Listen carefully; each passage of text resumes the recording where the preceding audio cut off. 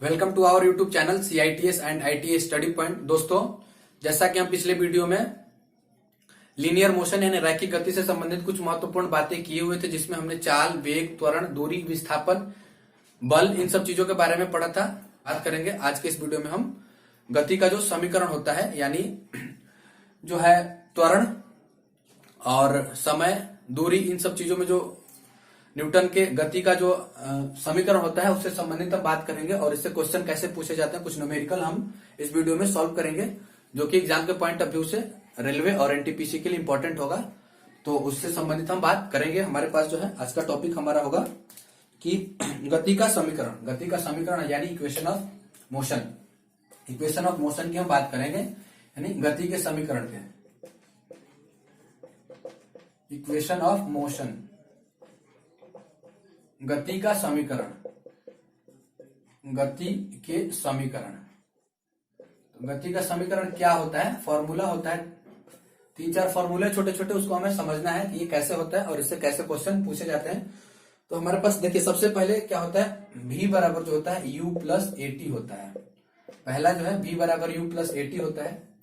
दूसरा क्या है, S बराबर UT plus half AT square होता है।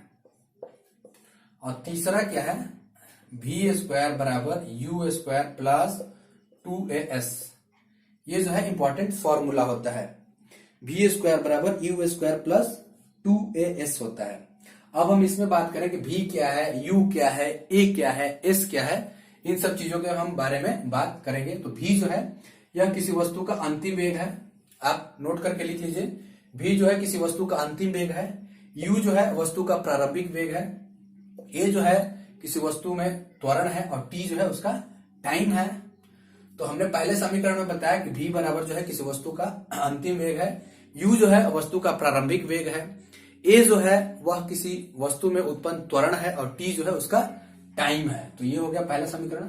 दूसरे समीकरण की हम बात करें तो दूसरा समीकरण जो है S बराबर UT plus half AT square है। S जो है उस वस्तु के लिए दूरी है, S जो है वह दूरी है, यानी S को हम दूरी या विस्थापन भी कह सकते हैं। S जो है दूरी या विस्थापन भी हम कह सकते हैं, और विस्थापन है या दूरी है। और इसमें UT यानी U जो है वह प्रारंभिक वेग और T जो है वह टाइम है, और A जो है वह त्वरण और T जो है वह टाइम है, समय है। उसके बाद V स्क्वायर बराबर U स्क्वायर प्लस 2AS, जो तीसरा जो फॉर्मूला है, तीसरा है। इसमें V स्क्वायर यानी अंतिम वेग है, और ये U स्क्वायर यानी U जो है प्रारंभिक वेग है, और A जो है वह त्वरण और S जो है वह इसका विस्थापन। यानी इसको आप अच्छे से समझेंगे, V जो है अंतिम वेग, लिख लीजिए अंतिम वेग, U जो है प्रारंभिक वेग, प्रारंभिक वेग, और उसके बाद A जो है त्वरण है, त्वरण है, T जो है वह समय यानी टाइम है, उसके बाद S जो है वह विस्थापन है, विस्थापन। तो ये कुछ मस्ट इंपॉर्टेंट चीजें थी, ये फॉर्मूला था इंपॉर्टेंट, जिससे संबंधित हम बात कर रहे थे। अब इससे क्वेश्चन कैसे पूछे जाते हैं, इससे संबंधित हम बात कर रहे हैं। तो देखिए, इससे संबंधित बात हम कर रहे हैं, क्वेश्चन देते हैं, क्वेश्चन को कैसे सॉल्व करना है, कैसे क्वेश्चन पूछे जाते हैं, कुछ न्यूमेरिकल्स हैं, उसके बारे में हम बात करेंगे। एक वस्तु है जो विराम की अवस्था में है, और विराम की अवस्था से वह चलना प्रारंभ करती है। पहले जो है रुकी हुई थी कोई वस्तु और वह चलना प्रारंभ करती है, तो 5 सेकंड के लिए जो है 2 मीटर पर सेकंड स्क्वायर के त्वरण से चल रही है। 5 सेकंड के लिए जो है 2 मीटर पर सेकंड स्क्वायर से चलती है, और वही 5 सेकंड के बाद जो है उस वस्तु का वेग और विस्थापन हमें ज्ञात करना है। तो हमारे पास देखिए क्वेश्चन में क्या दिया है, एक वस्तु है जो विराम की अवस्था में है और 5 सेकंड के लिए वह 2 मीटर पर सेकंड स्क्वायर से चलना प्रारंभ कर दिया, चलती है। तो हमारे पास V जो है वह वही निकालना है। क्वेश्चन कैसे दे रखा है कि वस्तु जो है विराम की अवस्था में है और वह जब गति की अवस्था में आती है तो 5 सेकंड बाद जो है 2 मीटर पर सेकंड स्क्वायर के वेग से चल रही है, तो उस वस्तु का जो है अंतिम वेग निकालना है और उसका विस्थापन निकालना है। तो यानी अंतिम वेग जो है यह V है, प्रारंभिक वेग U जो है पहले विराम की अवस्था में थी तो 0 था मीटर पर सेकंड। और अब हम बात करते हैं इसकी A यानी त्वरण की। जब हम बात करें तो त्वरण A जो दिया है वह 2 मीटर पर सेकंड स्क्वायर है, 2 मीटर पर सेकंड स्क्वायर है। और टाइमिंग की हम बात करें, T जो है T बराबर जो है 5 सेकंड दिया हुआ है, 5 सेकंड दिया हुआ है, तो हमें बताना है इसका v। तो v बराबर u प्लस एटी होता है, तो v बराबर u प्लस एटी से हम इसका निकाल सकते हैं। निकलेगा ये, हमारे पास v u a और t दिया है, v u a और t दिया है, तो हम इससे v निकाल सकते हैं। v बराबर u प्लस एटी, v बराबर u प्लस एटी, यानी v बराबर u प्लस एटी, तो इससे निकल जाएगा v बराबर क्या हो जाएगा, u कितना है 0 है, और a की हम बात करें, a कितना है 2 और t कितना है 5, यानी 2 5 10, 5 दूना 10 मीटर पर सेकंड, 10 मीटर पर सेकंड, ये हो जाएगा 10 मीटर पर सेकंड। 10 मीटर पर सेकंड क्या हो गया, ये v हो गया, यानी जो है यह हो गया इसका अंतिम वेग, अंतिम वेग। अब बात करते हैं दूरी की, तो दूरी के लिए हम क्या लिखेंगे, दूरी के लिए हमारे पास फॉर्मूला है s, यानी विस्थापन या दूरी जिसको हम बोल रहे थे। तो ये क्वेश्चन में बोला है कि अंतिम वेग और विस्थापन इसका हम ज्ञात करें क्वेश्चन में।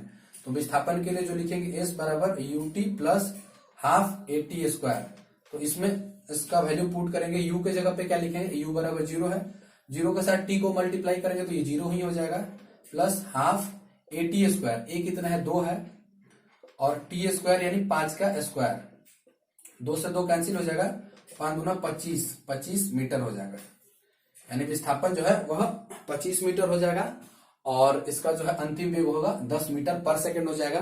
वैसे ही दूसरा क्वेश्चन है, दूसरा क्वेश्चन देखिए, एक दूसरा क्वेश्चन अभी जो है हमने बताया कि एक वस्तु है जो विराम की अवस्था में थी और वो चलना जब प्रारंभ करती है, तो क्या है कि वो जो है 5 सेकंड में जो उसका त्वरण था 2 मीटर पर सेकंड स्क्वायर से चल रही थी, तो उसका जो है अंतिम वेग और उसका विस्थापन निकालना था। तो अंतिम वेग हमने निकाला था, अंतिम वेग v बराबर u प्लस एटी से हमें आया था 10, और विस्थापन जो है s बराबर ut plus half eighty square से हमारे पास आया था 25।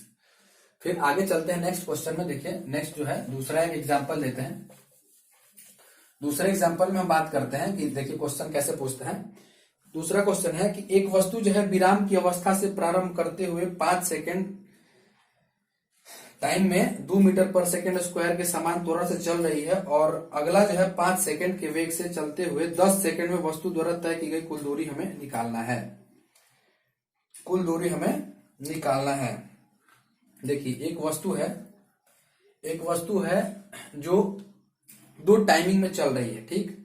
एक वस्तु विराम की अवस्था से चलना प्रारंभ करती है, यानी एक वस्तु है जो पहले यहाँ पे रुकी हुई है A, अब ये चलना प्रारंभ करती है।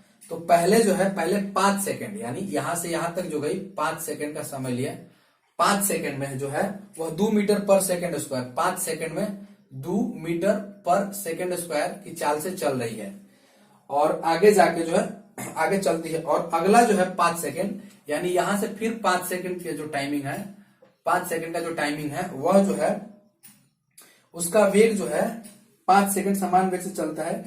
तो इस 10 सेकंड में वस्तु द्वारा तय की गई दूरी, यानी यहां से यहां पहुंच गई, ये बी बिंदु पर पहुंच गई, ये 5 सेकंड तक जो चली वह 2 मीटर पर सेकंड स्क्वायर के चाल से चली, और यहां से जो है यह 5 सेकंड की जो है वह समान त्वरण से चल रही थी। तो ए और बी के बीच की दूरी हमें ज्ञात करना है, और अंतिम जो है अंतिम वेग हमें निकालना है, कुल दूरी हमें इसका निकालना है, कुल दूरी हमें इसका निकालना है। कुल दूरी के लिए हम क्या करेंगे, कुल दूरी के लिए हम क्या करेंगे, देखिए ये 2 तरीके से बनेगा, यानी यहां से यहां तक जो है वह हो जाएगा S1, और यहां से यहां तक के लिए हो जाएगा S2। S1 और S2 से ये निकलेगा, S1 और S2 से निकलेगा। उसके लिए क्या होगा, ये जो है इसमें जो है त्वरण नहीं दिया हुआ है, यहाँ पे त्वरण 2 है, और यहाँ पे जो है टाइम 5 है, और यहाँ पे 5 सेकंड है टाइमिंग, और यहाँ पे त्वरण नहीं है। तो हमें पहले S1 निकालना होगा। S1 बराबर हो जाएगा ut plus half a T square, यानी T1 और ये A1 स्क्वायर। तो S1 के लिए क्या हो जाएगा, u क्या होगा, इसमें यहां से यहां जब चल रही है तो इसके लिए प्रारंभिक वेग जो होगा ये 0 हो जाएगा, यानी u ये पूरा 0 हो जाएगा, plus half a T square, ए कितना है 2, और टी स्क्वायर यानी 5 का स्क्वायर, 2 से 2 कैंसिल हो जाएगा, तो ये हो जाएगा 0, और 5 25 ये हो जाएगा। S1 जो आया वो 25 आ गया। S2 की हम बात करें तो S2 के लिए क्या होगा, S2 बराबर हो जाएगा U T2 plus half A T2 square. S2 की जब हम बात करेंगे तो S2 के लिए ये निकल के आएगा। इसमें देखिए क्या होगा, इसके लिए हम क्या करेंगे, U इसमें क्या होगा, U की जब हम बात करेंगे तो U जो होगा, यहां से चल रहा था 5 और ये 5, और क्वेश्चन में दिया था कि 10 सेकंड में वस्तु द्वारा तय की गई दूरी, तो इसमें जो है U दिया हुआ है, U जो है इसमें, इसके लिए U जो दिया है 10 सेकंड दिया है, तो उसके लिए 10 सेकंड, और इसमें जो है ये 5 और 5 मिलके हो जाएगा ये U 10, और T की बात करें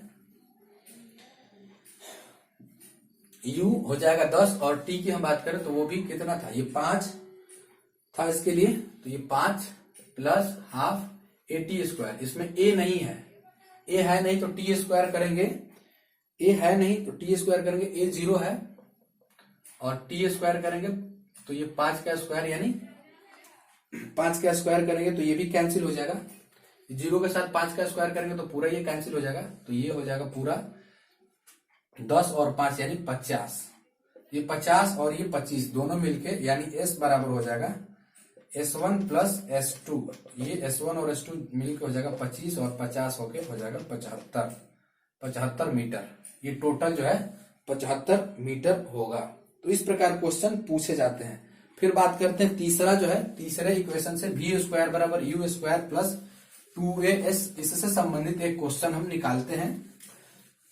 V स्क्वायर बराबर U स्क्वायर प्लस 2AS, इससे कैसे क्वेश्चन पूछे जाते हैं, देखिए इस फॉर्मूले के लिए अभी हम बात करेंगे। V स्क्वायर बराबर U स्क्वायर प्लस 2AS, इससे संबंधित हम बात करेंगे। तो इसके लिए हमारे पास एक क्वेश्चन है, यदि किसी पिंड को क्षैतिज रेखा में 10 मीटर पर सेकंड के वेग से फेंका जाता है, यदि त्वरण 2 मीटर पर सेकंड स्क्वायर हो तो वस्तु 11 मीटर विस्थापित हो जाती है, तो वस्तु का अंतिम वेग क्या होगा।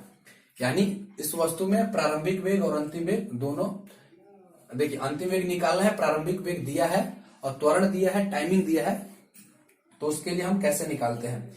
किसी पिंड को क्षैतिज रेखा से 10 मीटर पर सेकंड के वेग से फेंका गया, तो 10 मीटर पर सेकंड की वेग से फेंका गया, तो U जो है वह हो जाएगा 10 मीटर पर सेकंड, 10 मीटर पर सेकंड के वेग से फेंका गया।